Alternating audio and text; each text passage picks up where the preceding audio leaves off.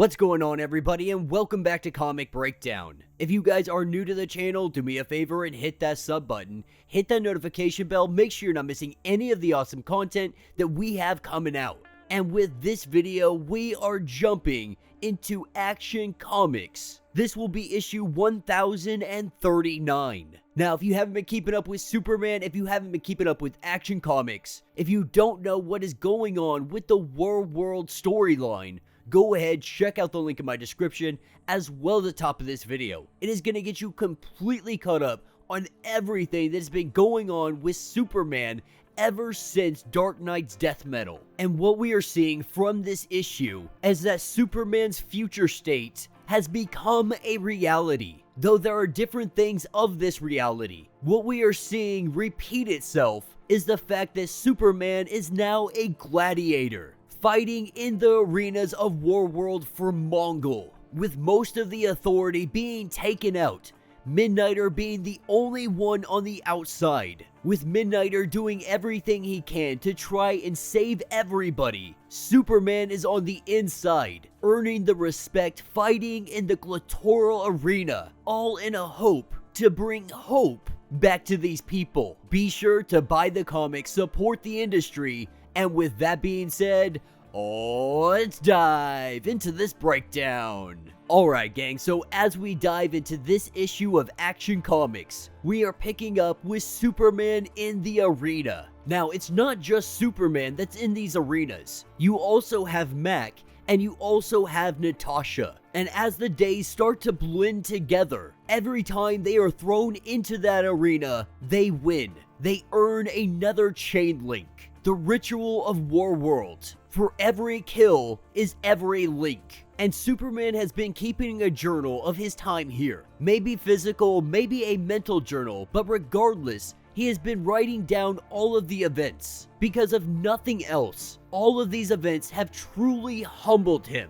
And one reason is because this planet is nothing but red sun radiation, depowering an already depowered Superman. He truly has to earn his keep inside that battle arena, but he refuses to pick up any weapons. He fights with his bare hands, because he has no intention of killing other slaves, of killing the other gladiators. But that still does not stop him from taking down some of the biggest foes they throw into that arena. And even though every single day he ends up victorious, he is quickly knocked off that pedestal, and that is through electrocution, reminding him who is in charge, reminding him that this is Mongol's world. And all of the other slaves, all of the other gladiators, to include Mac, to include Natasha, they both walk away from him. Because the fact of the matter is there is nothing they could do. Natasha wanting to help, but Mac, she is really starting to become part of this place. With the murder of Light Ray, she has nothing else except for the arena.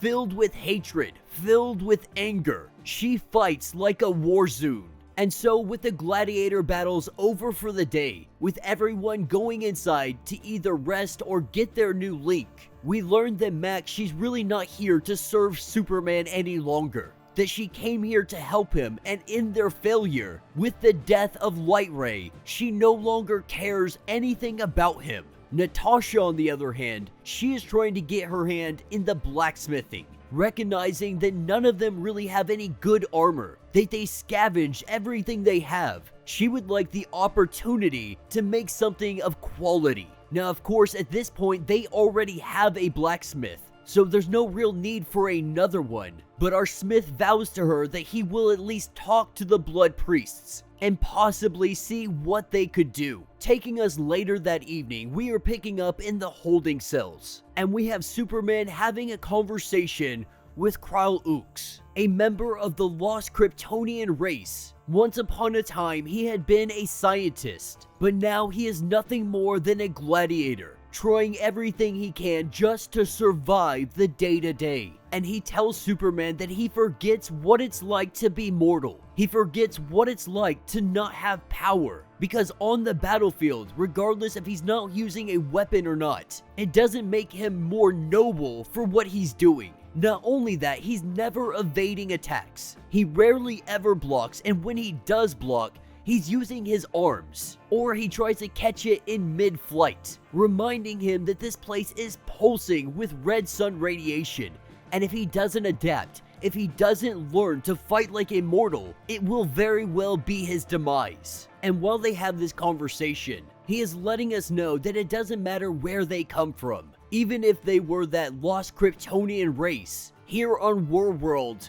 where you come from no longer matters. Once upon a time, he had everything that he could ever want. They had a planet that was flourishing. He had a wife, he had children, but all of that was taken away in an instant when Warworld made their attack, and their entire people were enslaved. His entire family being murdered, having nothing more than the ashes left over. And now these chains is the only legacy that he feels he has left. And with the two of them being called away to the Old Crow, we continue on with Superman's journal as he learns more about this planet, really more about the rituals and the traditions that they have here. Because Martian Manhunter had told him quite a long time ago some stories about this place, about how Warworld had come to be. Now, at this point, he has learned that that's not true, because years later, he had heard a different story than the one Martian Manhunter had told him. But in all these stories, what he has learned is that the Mongols,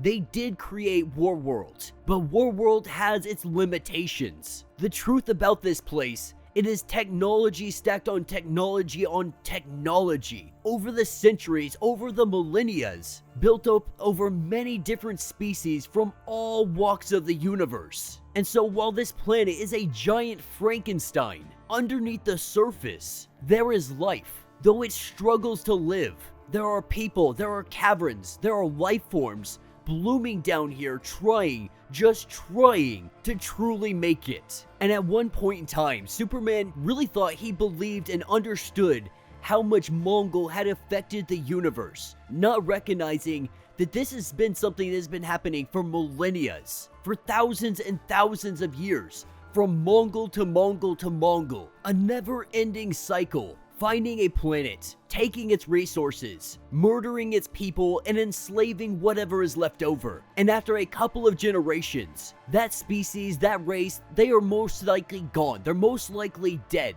None of them making it that long and making so many go extinct. And so as he really starts to understand this planet so much more, as he starts to understand the people that are fighting in this arena every single day, he sees some writing on the wall. Now the blood priests, they try to act like they know how to read this, but to Superman it is very obvious they are reading it in the wrong direction. This is them trying to flex and act like they have power over everybody else, but the truth is they don't even know what they are reading. But Superman does recognize it from the Genesis fragment that was on Earth. The fragment that had powered the ship that brought the refugees to Earth, what initially led him to Warworld. And so what Superman hopes to do is decipher this himself, and maybe, just maybe, this will give him something that he can use to help free these people. And as he is being escorted back to his cell, this is where he runs into Natasha. Natasha forging a little bit of armor for him, a chest plate with his symbol on it, letting him know that if you're going to continue taking punches like you have, you're gonna need something like this. You're gonna need a little bit of armor. And with Superman recognizing that he needs to learn more about this planet, he tells Kryolux that he would like some training to teach him to fight like a Warworlder. And so as Superman learns to become mortal, on the outside we have Midnighter, with Midnighter forming a small resistance group, going to Superman trying to save him, but Superman didn't want to leave. And so Midnighter made a new objective, and that objective is Apollo, leading this resistance group to the location where he is being imprisoned, and letting them know that if they want off this planet, if they want free of Mongol and Warworld, then they need to free Apollo. He will be their ticket home. And Midnighter vows to save his life. And that will be the end of this issue. So let me know what you guys think down in the comments. For me, I am absolutely loving this line. I love taking Superman out of his regular around Earth and having all of his regular rogue gallery and so on and so forth, and putting him somewhere out in the universe, battling things where people truly do need some help. Because Warworld, it is much worse off than any other place in the universe. And you know, Superman probably wouldn't have even gone to this place if it hadn't been for that refugee ship. For Mongol taunting him, knowing this was his opportunity to take down the Man of Steel. And though he currently believes that he has won this ordeal, as he flaunts his victories every single day, using Superman as a puppet, masquerading in front of the crowds. It is only a matter of time before we see Superman rise. Let me know your thoughts, let me know your theories. If you have not yet, do me a favor, hit that sub button, hit that notification bell, make sure you're not missing any of the awesome content that we have coming out. And until the next breakdown.